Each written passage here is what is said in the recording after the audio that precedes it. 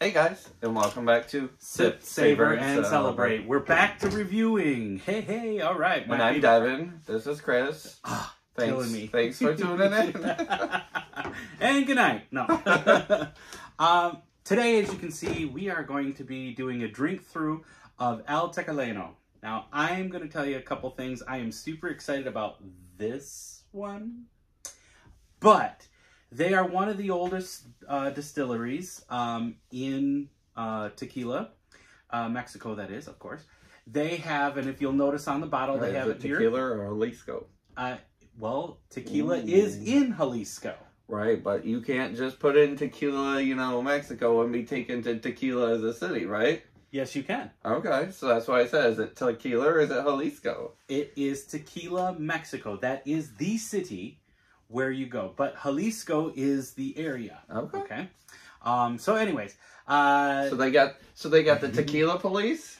They do have the tequila police there. Okay, y'all. If you don't know, here in Michigan, we have the flushing police, so when you think about going to the bathroom and flushing, God. We have the flushing police. You went there. So therefore, that's why I said, do they have the tequila police? Oh my gosh. Yes, they do.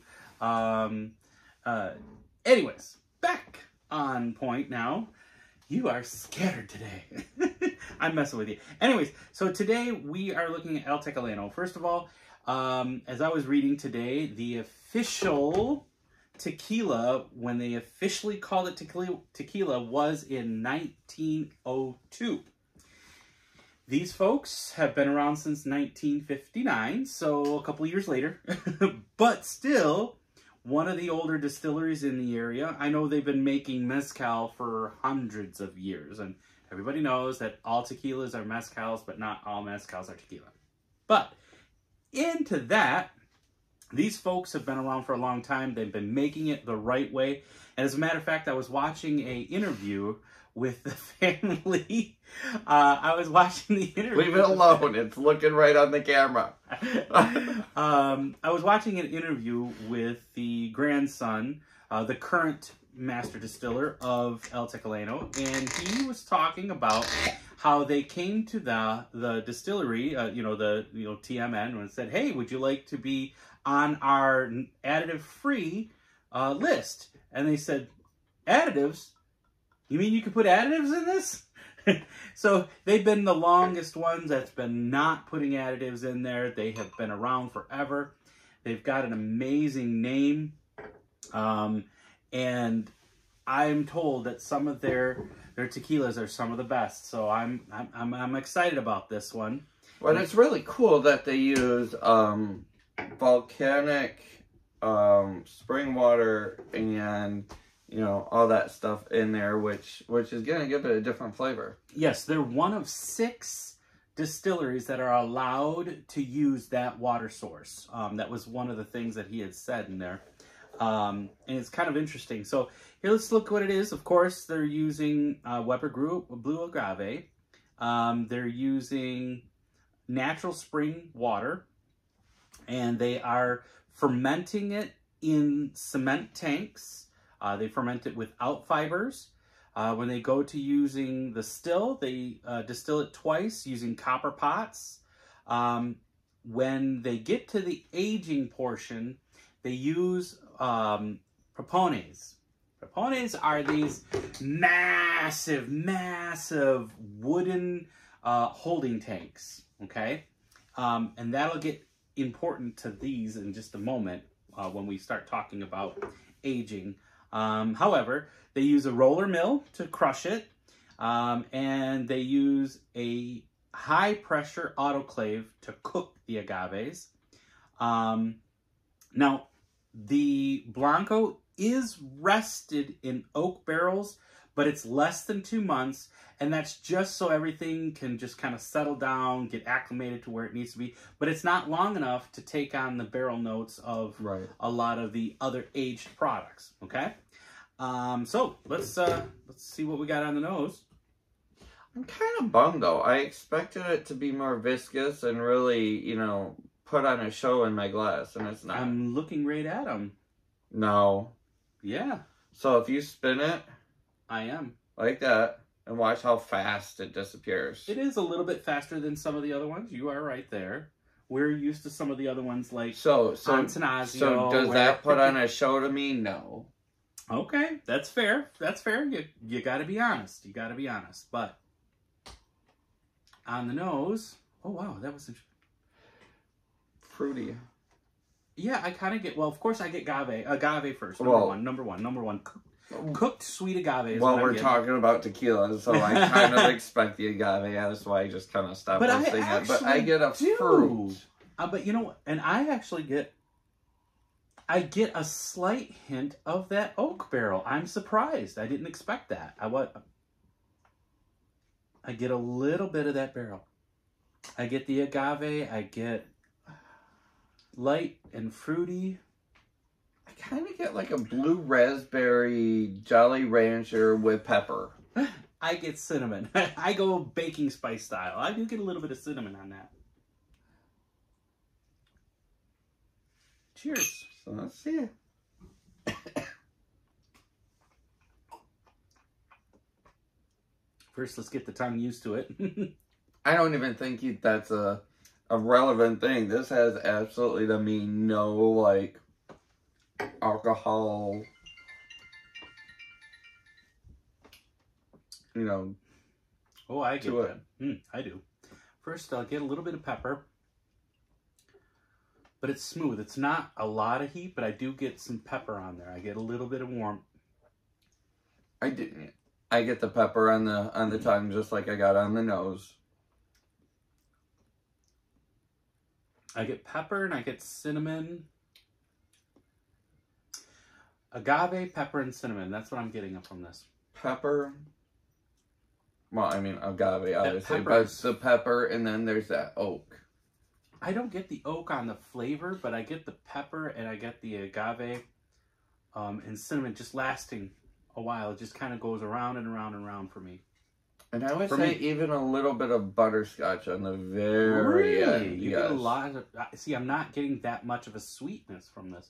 I get a good little bit of sweetness from the agave, but then the pepper says, hey, guess what? I'm here.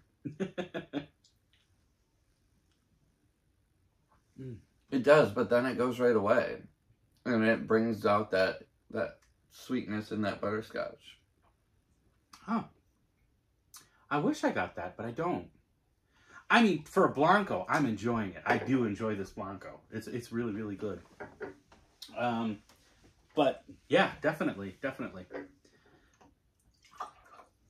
Okay.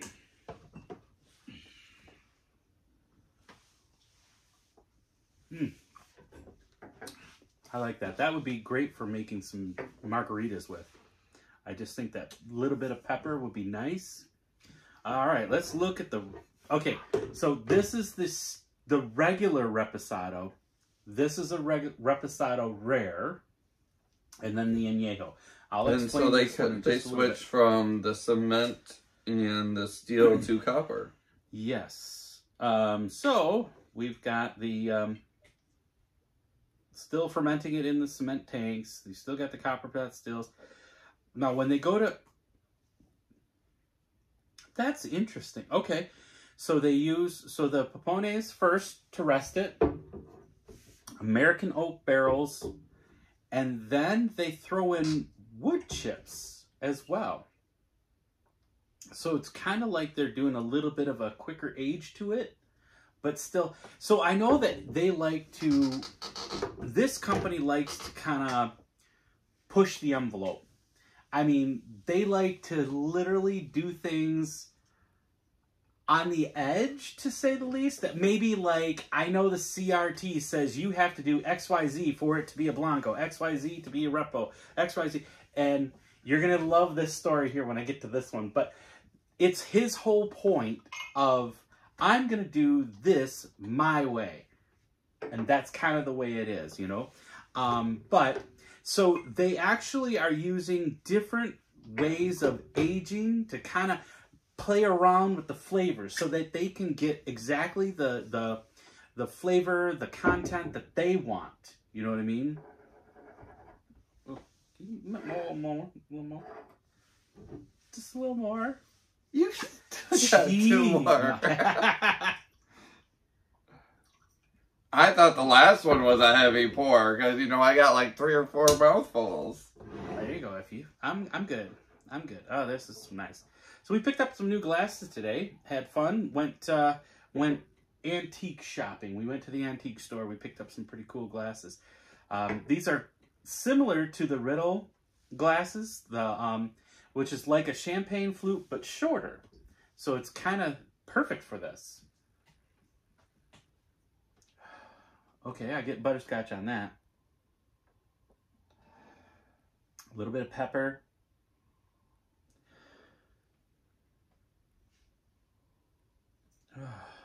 That's what I'm getting. Just agave. That's it.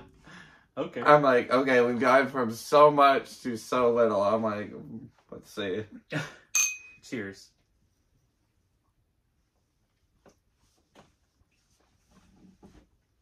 Oh yeah, that's a normal Repo. I'm getting that whiskey. You know how I always think, whenever I get to those Repos, I'm thinking whiskey flavor. And I'm getting to that. I mean, you get a lot of that American oak, which is smooth. Oh, it's smooth. Yeah, it's smooth, but then it's got that little bit of a whiskey edge to it, which that's what I'm getting. I know you always talk about this whiskey edge, but I don't ever get that, guys. But as you know, I do drink a lot of whiskey. You do. I don't drink. I drink a lot of tequila.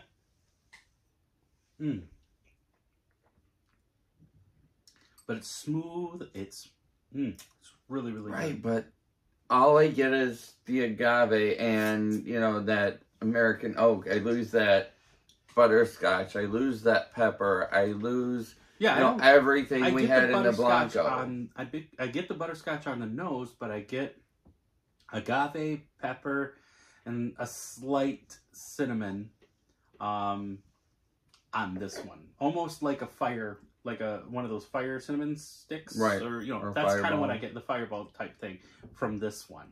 It doesn't taste anything the same as that one, but it's really, really good. I do enjoy that.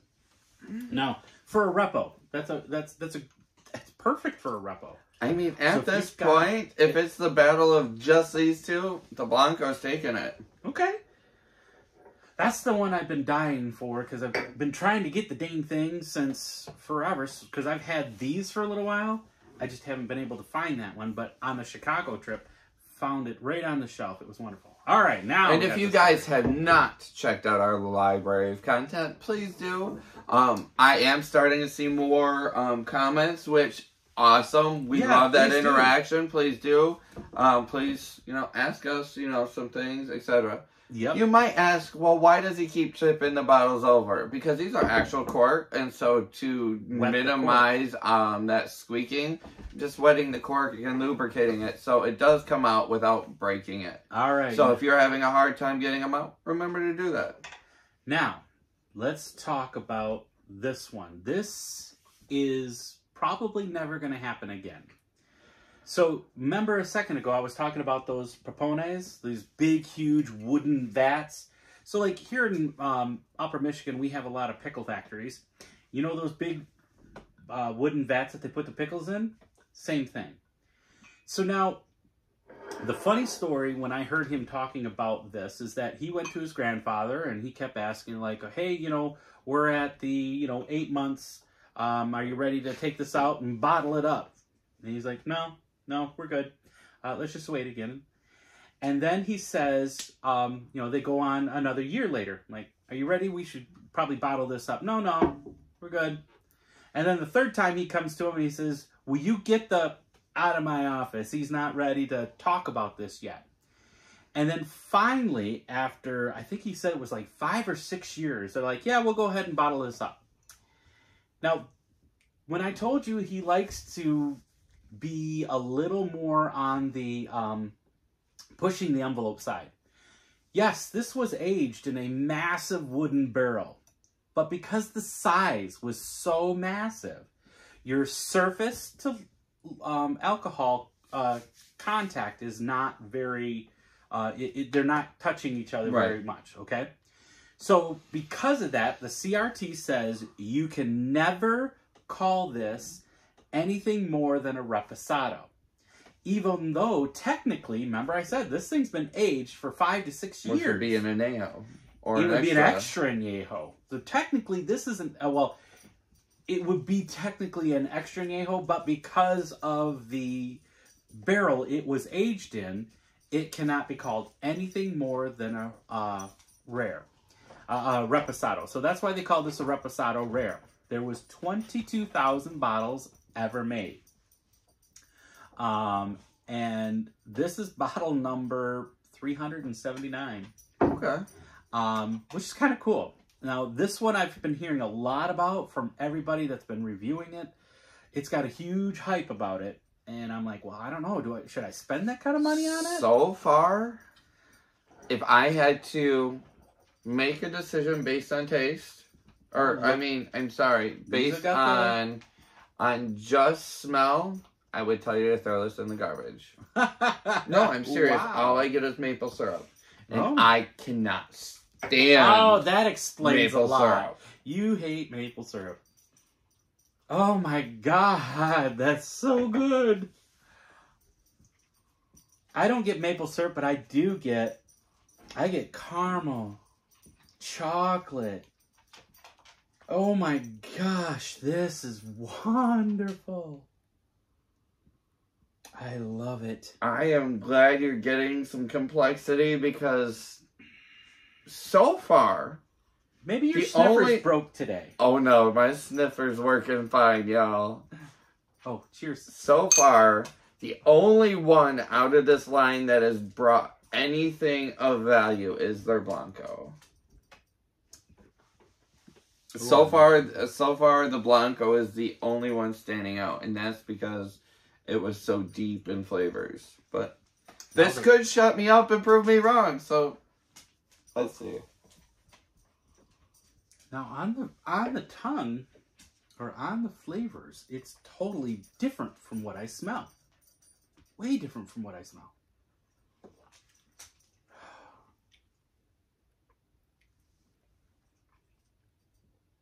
Now, number one, it is smooth. It's super smooth. This has the flavors of a good cognac to me. I can see that. I would put that in the same category. It's sweet. It does have a slight, I mean, ever so slight bite like a reposado would. It's not as strong as the bite from here. And I'm talking bite, but it's really not that bad. But there's a slight whiskey to it, but only slight. And that's I would almost put this up against Syrah's cognac with that vanilla. I've never had that. Really? You have, because it's one of my favorite. And if you haven't had Syrah's cognac, go check it out. Stay away from some of, those big names that think they're doing it right. Because as we've learned, especially with tequila, they don't. But yeah, I can enjoy this. I get the vanilla in it. I get the a little bit of that barrel. It tastes totally different from what it smells. I enjoy it. All I get on the nose is maple syrup. So for it to have vanilla, am I impressed with it? No. But then you wouldn't like the price. But, it is an easy sipper. I mean, and with a cigar, we might be into a whole totally different world class. I definitely And it might be something where... we should try someday. Yeah. I've got a couple cigars in the car, but it is raining here today, so that is not something we're doing. And right now, my allergies are still in overdrive. Right. And so we're still dealing with that. But, I mean, I'm not... So far, I know the community ranks this line in general really well. This one. They rank the whole thing. And I do love that he does it the old school way. And he's using some different things to bring a different flavor. Because that is a good thing when you're talking about a market. So scoring-wise, on Tequila Matchmaker, we've got 85, 86, 89, and then 86. So there's that I really do enjoy this. But so what you're telling me is, and let's go to the fun part, because you were with me when we bought this on our Canada run. Correct. We stopped in Royal Oak. We were in Royal Oak and picked the añejo up for, it was just under $100. Yep. The reposado. Did you rinse? I did not. Let me go ahead. Let me grab that real quick. And if you have not seen, we have done 3 tequila hunts, which we appreciate that you tune in for and absolutely love. We've done a couple whiskey hunts as part of those tequila hunts and brought some great whiskeys home as well, which we featured here right on Sip, Savor, and Celebrate. We've also gone live on Facebook and done a couple, live videos there of some things going on. We did go live on Sunday while you were off tequila hunting, just to thank you guys for watching and tuning in. We do appreciate that more than you know. Okay, so I bought the reposado on siptequila.com for $65. I bought the rare. Where's my orders? I know you're not gonna like this. Where is, let me... And we all know that I don't really filter my opinions, so... yeah, right? So what I'm giving you is actually what we're, tasting. Yeah, Sip Tequila has this for $95, and I paid about just under $100, so that's about right. Tequileno. Let me just pull this up real quick.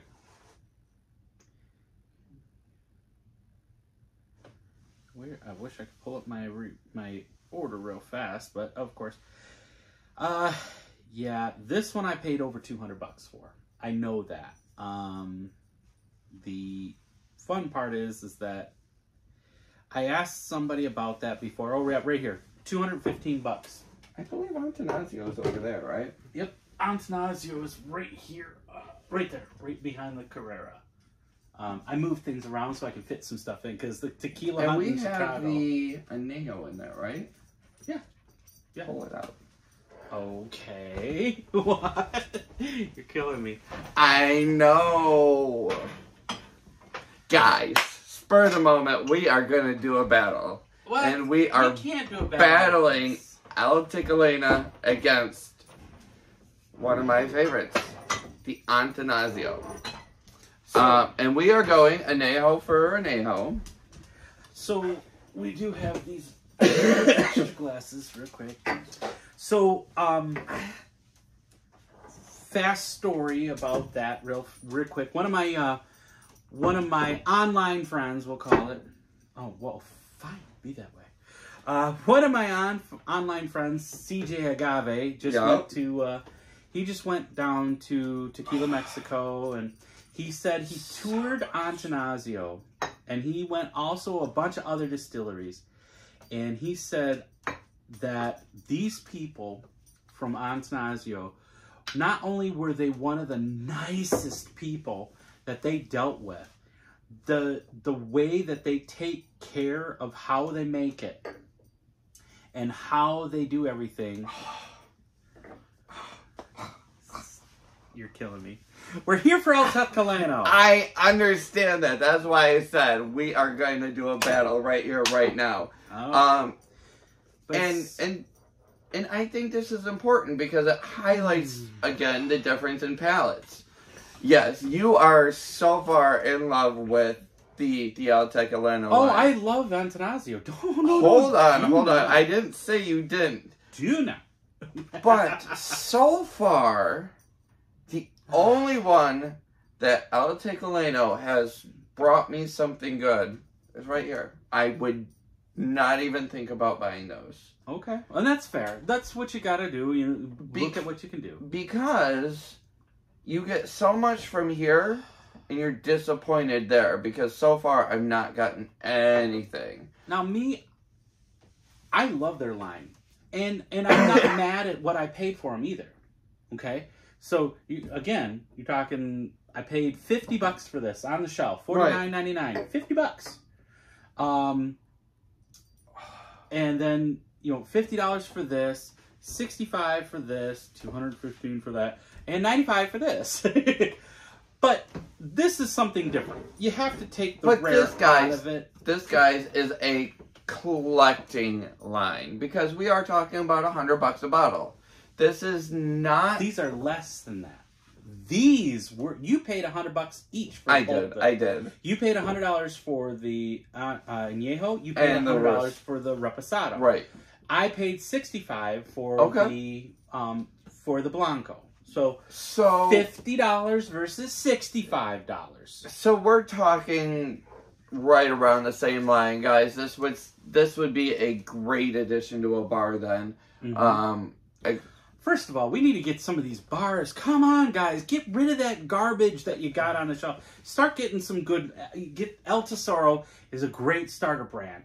Go ahead and get you some El Tequileno. These are lower priced for that particular type of tequila. You got to get rid of Casamigos. You got to get rid of that 818. This is garbage. Just garbage. Anyway, I apologize. Let me get back. We smelled it. Let's try it. So I never did talk about what I got on the notes. So on the añejo, I do get the añejo flavors, sweet agave. I get the sweet citron. I get vanilla and caramel. I do get baking spices from this one. Oh, it's really good. On the nose, still just kind of that maple syrup and the agave. But on the tongue, this one does seem to become complex. And that is exactly where I'm at. So I think I've actually chosen the right one to battle. And so the reason I say it's complex is because, okay, we get the agave. We know that. Yes. But and then I get sweet butterscotch. I get a slight bit of vanilla, but then I get all the rest of those baking spices. So cinnamon, I get the pepper, and then I get that sweet light pepper with that sweet butterscotch with that nice little oak. And I like how it's lasting. It's still lasting on the palate for a while there. I didn't find it lasting. I would not use that term. To me, I like it. And then we're still I'm still getting the underlying whiskey flavor, So if you're a whiskey person, you get that barrel for sure. I get whiskey on some of these, but not the garbage whiskey that really makes your face curl. Because these are all been very smooth and very sweet. I love that. Now let me.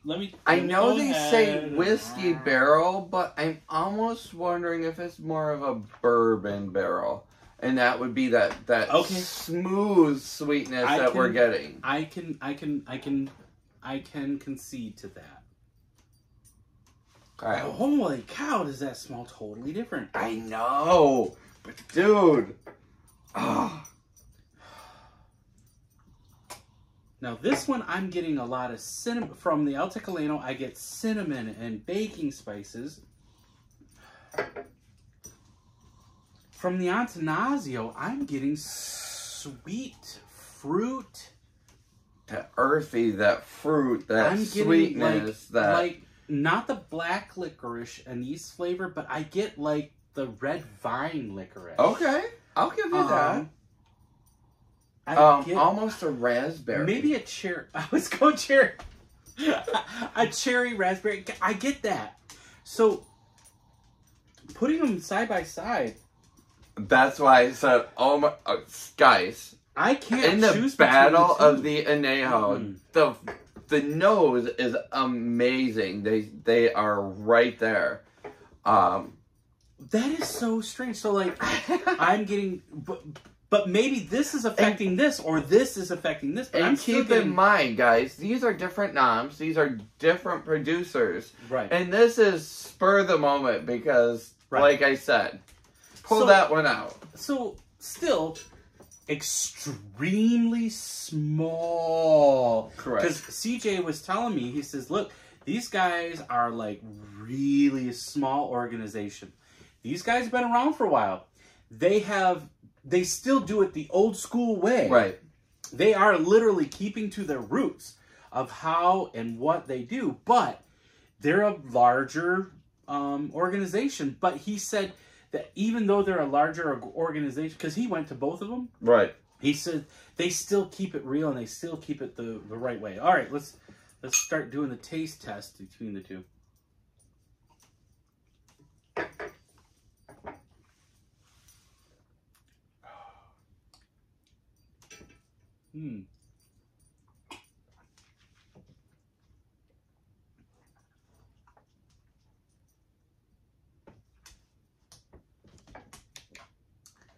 I'm getting butterscotch. Get out of my crotch.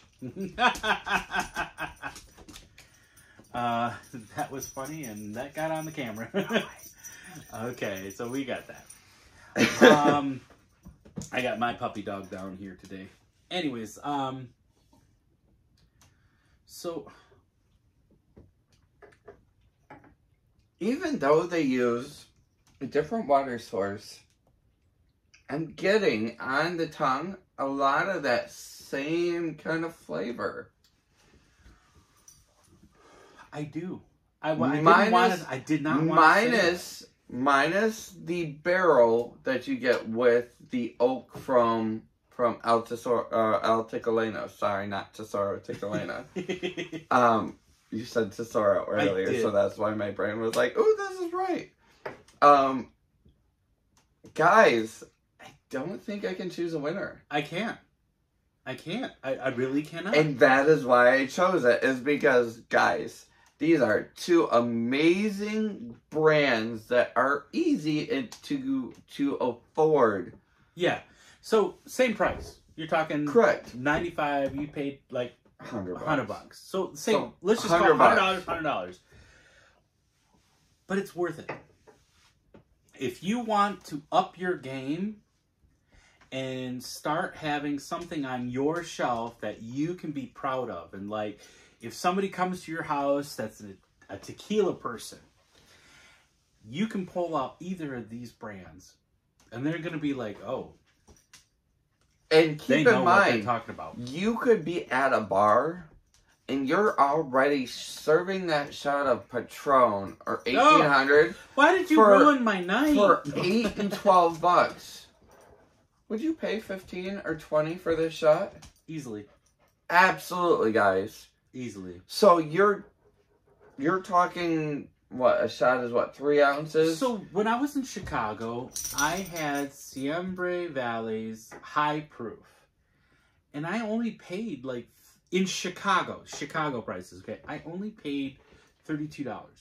A shot?